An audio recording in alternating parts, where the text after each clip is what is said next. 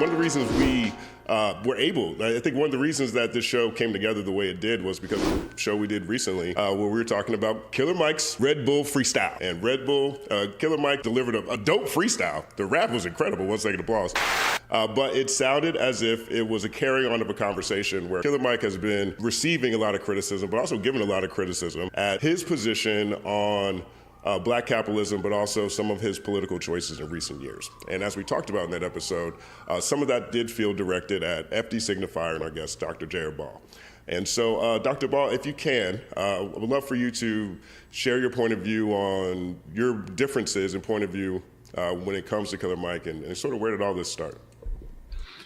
So first of all, again, thank you very much for the invitation. And as I said before we got started, I have to start off by thanking L and BK because I honestly have not seen anybody represent my argument as well or better than I could in my absence. And it was an honor. We don't know each other personally, so that they would just take up the argument and represent it in good faith is truly an honor, and what I would have ever hoped, and anyone I would expect would have ever hoped from work that they produce. And given that in my limited experience, so much is done to either ignore or misrepresent the work, I just greatly appreciate. So I just wanted to thank you both very much. It's an honor to get to work with you here. And I really, really appreciate how you all handled that, however many days or weeks ago that was. So thank you very much. I do also want to say that there is in the book, 15 cents on the dollar,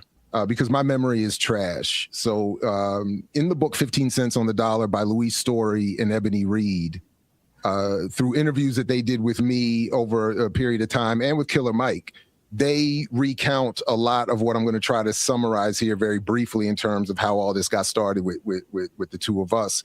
And then in that, they also offer up an important critique of some of Mike's claims and arguments that go beyond what I'm going to say here and what I did even in my own work, where I did mention him in the Buying Power book, but not at great length. The short of it is, at some point after the first edition of the book came out, he went on Instagram, held up a copy of my book, and then held up a copy. I want to say initially my memory tells me it was a Walter E. Williams book. Could have been Thomas Sowell, but it was a Black conservative nonetheless. And he held them both up and he said, I'm reading both of these, something to the effect, I'm reading both of these and I'm learning or whatever. And I made some sort of comment kind of in jest saying something to the effect that, you basically got to pick one. Like, we're not on the same team. Like, so either this dude is right or I'm right. You can't. So we are mutually exclusive. And I would want to make that point clear.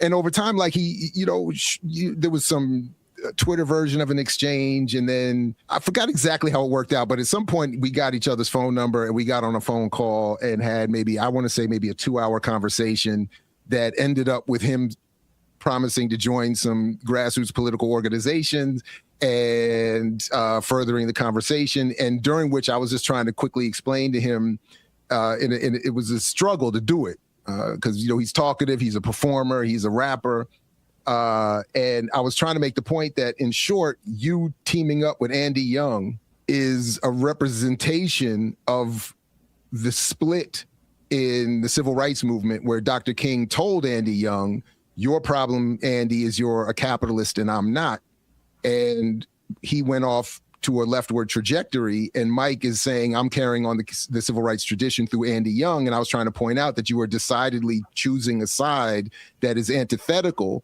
to the work that Dr. King was doing. So you can argue that Andy Young is right. You could argue that Black capitalism is the solution, but you cannot also argue that you are also on the team of Dr. King and more radicals on the left who were very clear that capitalism and Black capitalism are not solutions. And from there, it just kind of descended into madness. Like he at one point asked me to stop, in trying to engage. I, of course, do. As soon as anyone tells me to leave them alone, they get left entirely alone. But then he kept going, like on the Breakfast Club and using, certain language to allude to me and cuss me out. And then, of course, he challenged FD. and there's been some speculation. Anyway, there's some, we know a couple people in common, so there's been a little bit of some speculation and back and forth. But the real bottom line for me is just as L and BK demonstrated, I've only ever wanted people to engage the work and engage it and judge it on its merit and go from there. And I just was advocating that Killer Mike do that and to try to maybe save him from, going off into the trajectory that he's continued to go. And here we are. So I'll stop there, for the sake of brevity. But yeah, that's the sport of it. Word up. Yeah. I mean, I think I think I became aware of it when I saw the Breakfast Club, the conversation, and then obviously knowing FD and watching FD's content for a while. That's when I really became hip to at least a lot of the criticisms that people have for Killer Mike and at least, how about this, your criticism, FD's criticisms for Killer Mike, that BK and L expressed so well last time on the show too. So have you talked to him by chance? Have you guys had a chance to have a conversation? No, I'll tell you the truth. We had that phone call, and then there was some social media stuff, and then forgot exactly the timeline here. But at one point what happened, he had come out in an interview where he essentially said something to the effect like, why would I stand up against Cop City when they've already been funded to whatever, 100, 200,000, whatever, $100,000, what 100 million, whatever the funding was, the number was. He was saying, why would I stand up against Cop City in Atlanta if they've already been so well funded? And since I still had his number at the time, and he had not yet, told me to lose it, I texted him and asked him if he would respond on the record. I reached out sort of as a journalist and said, would you respond on the record to a question about what you meant about that? And he went immediately to, you're broke, you don't have any followers, you are, whatever, a random academic somewhere, and lose my number. Don't contact me anymore. And that was that. So he will never hear from me again. I am never one to, at that point, as soon as somebody says that, I adhere to their request. So that was it. And we haven't, other than the indirect stuff that may have been, and I appreciate that Bill speculated and others have speculated that some of this was directed at me. I know a good portion of it at least has to be directed at FD and probably others, because we do know that he has sat down with former members of the Black Panther Party and the Black Liberation Army. We know he sat down in rooms with some of the most brilliant militant voices and elders of our struggle. So I know that he has been in spaces where people with a similar critique would have maybe been able to offer him one.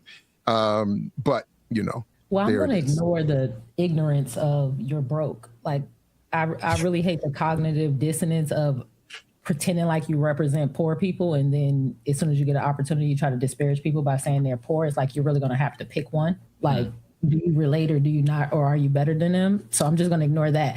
But my first question really is, when you spoke to him, did he read the book? Because a lot of people do this fake scholarship thing where they wave a book around, but did he actually read the book based on your interaction?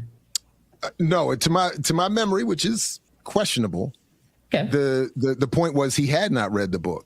And I don't recall ever being convinced otherwise. So there was never anything, well, you said this and therefore you're wrong. It was just a general, don't criticize me. And he's got this thing. I mean, you can see it in other interviews too, by the way. He's got this, it's somewhat effective. It's a way of, he goes into these long rambling stories about his childhood, his background. I'm just a kid from this and that, and I'm from here and there. I'm just doing the best.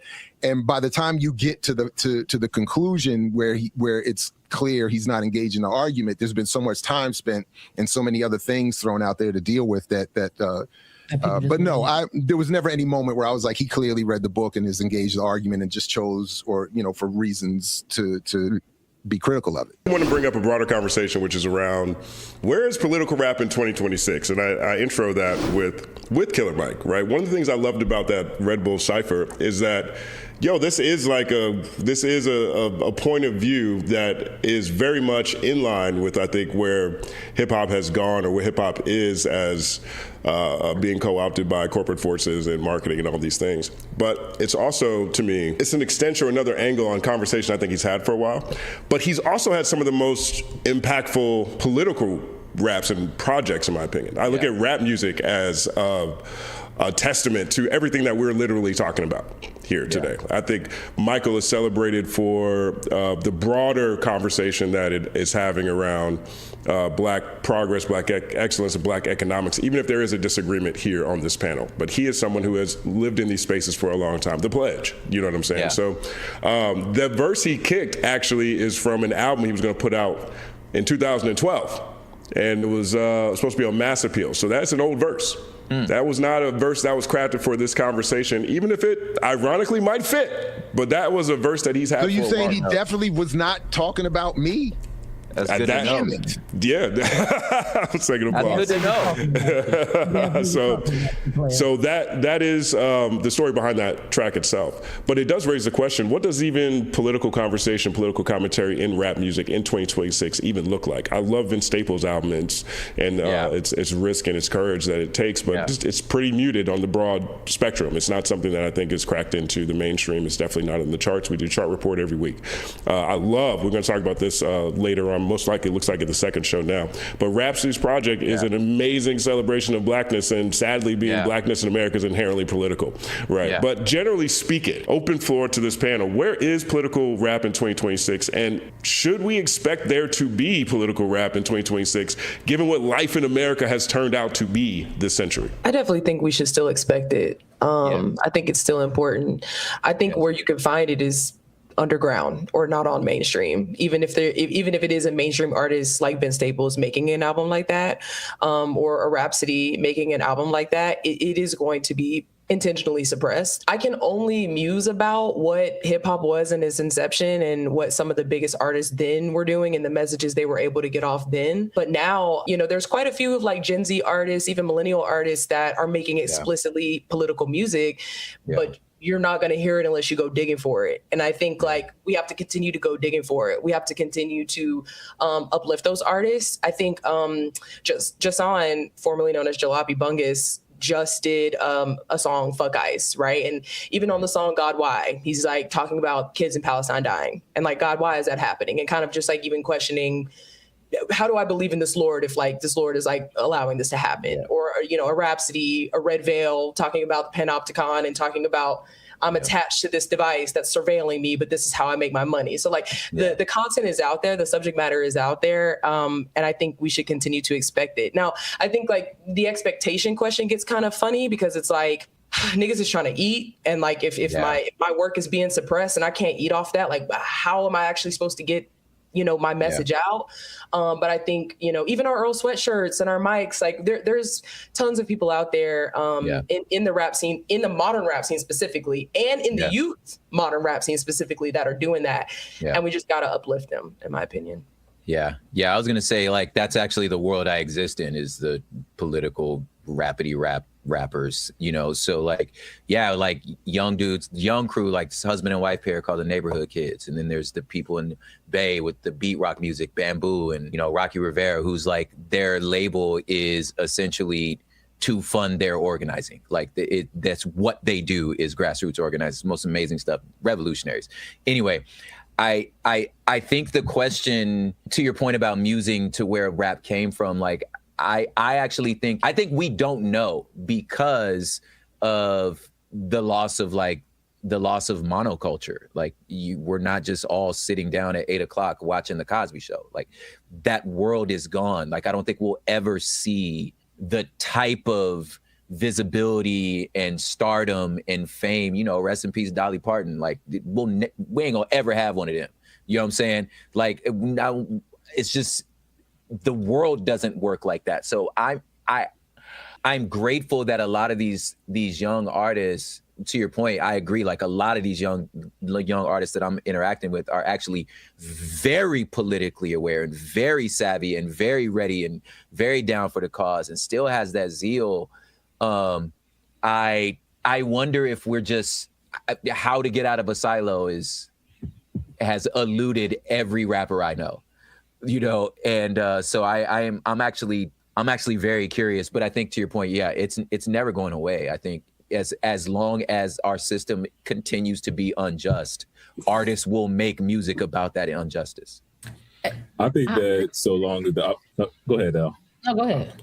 I was going to say, I think that so long as there's Black people in the world, hip hop is going to have some element of politicization to it, because just being Black in a white supremacist society, why is a phrase like Black Lives Matter so inherently political? Because Blackness itself is inherently political. That's why, you know, you get certain people that get so worked up.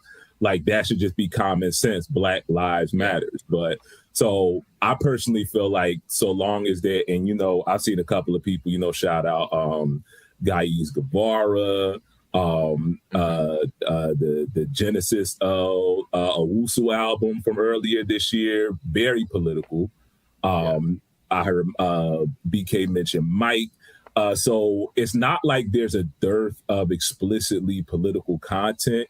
Rhapsody, but I think that one of the, and going back to, you know, it's funny, you know, that we talked about the mythology of Mongo earlier, right?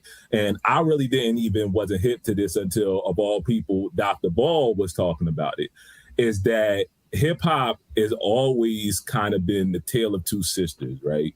Is that hip hop has always been commercial to some degree. Sugar Hill Gang were industry players, you know what I mean? So it's always been like, they quite literally, if we really want to make a delineation between where mainstream and underground hip hop split, it was when Big Bank Hank took Grandmaster Cash's freestyle and made that the backbone to Rapper's Delight. So we got to go all the way back to so I say that to say, I feel like there has always been this push-pull dynamic between, you know, hip hop, you know, is radically Black. Hip hop is revolutionary. Hip hop, you know, is F you, don't do what you tell me. But at the same time, I'm trying to make a bag at the same time. You know what I mean? I'm trying to get up out the hood. I'm trying to make this money, you know? I just think that, you know, again, I won't necessarily say the death of the monoculture, but the suppression of the monoculture is not nearly as, you know, gatekeepers don't have nearly the type of influence that they had, you know, when I was in high school or whatever the case may be. It makes it so you can go, if you want your political rap, you can go over here. Yeah. You know, if you just want booty meat bars, you can go over here. You know what I mean? If you just want to listen to Drake and everybody that sound like Drake, you can go over here. You know what I mean? And I think it makes it so I don't really have I just kind of get kind of wary when we mythologize the history of hip hop to make it seem like, because I hate doing this thing where it's like, you know, I'm saying this as a young unk myself. I hate this thing where old niggas be like, oh, you know, the kids these days, blah, blah, blah, blah, blah, blah. I hate when we do that. I hate, you know, when we, you know, talk about, you know, I was like 10 years old singing Uchi Wally. I ain't had no business singing that. So I hate when we do stuff like Amazing that. song. Amazing song. He gets hate for it, but I 1 second applause. Yeah. So I say that to say, I don't want us to do the thing where we're like, you know, hip hop is no longer political just because it's not as prominent as it once was. There's plenty of subgenres of hip hop that are no longer as prominent as they once was, just because the monoculture is not as strong. Now, that being said, I will make the argument that, you know, there was a certain aesthetic back in the day that you had to present in order to get on. You know, people weren't going to accept you if you didn't present a certain way. And at some point, I can't really pinpoint exactly where it was, but at some point, you ain't have to look like Ja Rule. You ain't have to look like 50 Cent. You ain't have to look like any of them. You ain't have to have that, you know, I'll call it radically Black aesthetic. It's funny because both of them look like Tupac. Right.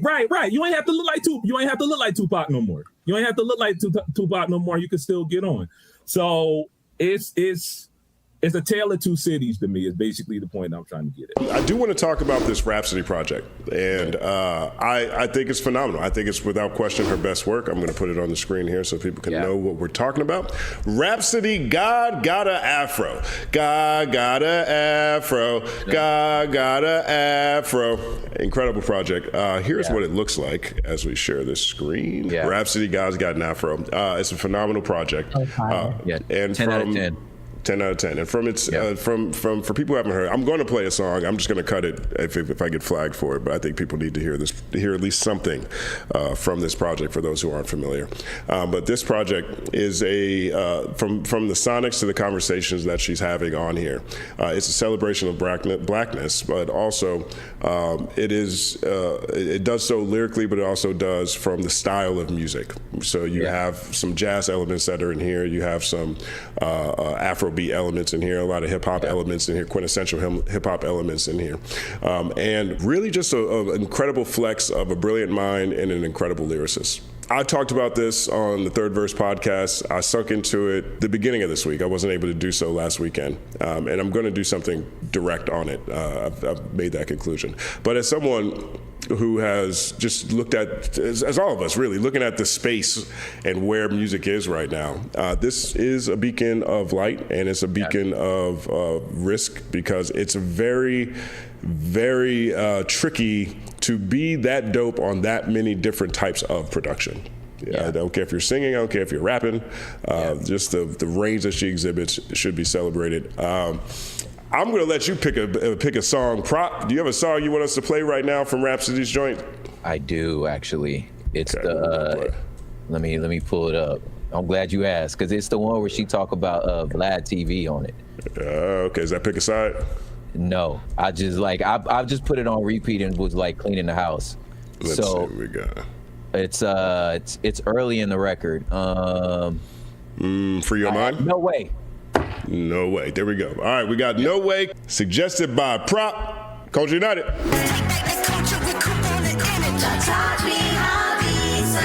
That joint is hard right there. It's only a sample of what she has to offer on this project. That song, I love that song so much. Abandon Me, her relationship song in there, that hit me very directly. Love that song too. And then God Got an Afro, the title track itself, it's up there with India Ari and Angie Stone and To Pimp a Butterfly in terms of just something I think kids should hear. Yes. It is a song that I think children should be exposed to. I was exposed to that kind of music growing up. We talked about I'm Black and I'm Proud, whether it was James Brown or the kids, the song, it meant something. And I think she hit the nail on the head with that one as well. Open panel, what do you guys think of the project? No, it's I'm crowning it album of the year for me personally. And I think for the culture broadly. I think, like, we say a lot about what these awards mean or what the acclaim means or what they don't. But like, I do think for the art and the poetry on this album, the production, it was executively produced so well. There was no fat. It was just straight meat and potatoes. I loved Pick a Side as well. I feel like that really fit into the crux of like our conversation today, where she was just like, she literally says in there, capitalism is not going to save us. And like, you're doing all this so like a couple people can make $1 billion. Like, she's speaking on very relevant topics here. I also was really surprised at Apple Juice. Like, I was waiting for like a and she sang the whole, and her voice is beautiful. And like, I think it samples a D'Angelo song. Like, I mean, she took so many, I think, thematic risk. But I think like I'm just a big proponent of, in 2026, under a fascist regime, like saying the thing is revolutionary. Like, it is important, right? Like, not everything has to be coded and clandestine. Like, sometimes you just have to say like, God got a fucking afro, or like, I see God in me, or Black people should see God in themselves, or whatever. You know what I'm saying? And chant that. But Black Love also, with the Malice feature on there, Nolan Wells mentioned, Carmelo Anthony mentioned, like they're speaking on incredibly important topics. And I feel like anything that's so outwardly, unapologetically Black in this era is so important. I think like right now, like I instantly was trying to run it back, but I think 5, 10, 20 years from now, we'll look back and be like, damn, that's probably one of her more important works. And like, just kind of like defines a moment right now. I absolutely loved it. You know, I was like, oh no, am I supposed to be popping ass to Rhapsody? I was like, ah. But I did it anyway. I really enjoyed it. Yeah, I was like, but she said something. It was funny because after I had already had that kind of debate, it's like, I don't know why I feel like this. And I was like, nah, I think that was the point. And she says it in one of her songs, like, do you gotta pop some ass for y'all to hear me? Do I gotta add a gunshot for y'all to hear me? I was like, I think so. Actually, working on me, baby. It's working on me. But yeah, go ahead. Oh, sorry, I didn't mean to cut you off. I had so much fun listening to it. I was riding around doing all kind of stuff. I moved my baby into college last week. Yeah. Type of stuff. Yes, I know you're not watching. Hey, for the rewatch, but doing all kind of stuff, and that was our theme music to doing all kind of stuff. So it sure wasn't no way we was gonna get all that shit up the stairs, but we did it. Yeah, that's what's up. 1 second applause again. I want to say that to you're calling out that bar where she's talking about, do I got to pop ass or I got to shoot somebody? You know, Rhapsody, it champions Lauryn Hill everywhere she goes, in interviews, on albums, all the time. You know what I'm saying? She channels her as well, in my opinion. And that to me felt like a flip on one of my favorite Lauryn Hill lines. And I had even after all my logic and my theories, I had a motherfucker so you ignorant niggas hear me. And I was like, this is a beautiful way to share that sentiment in 2026.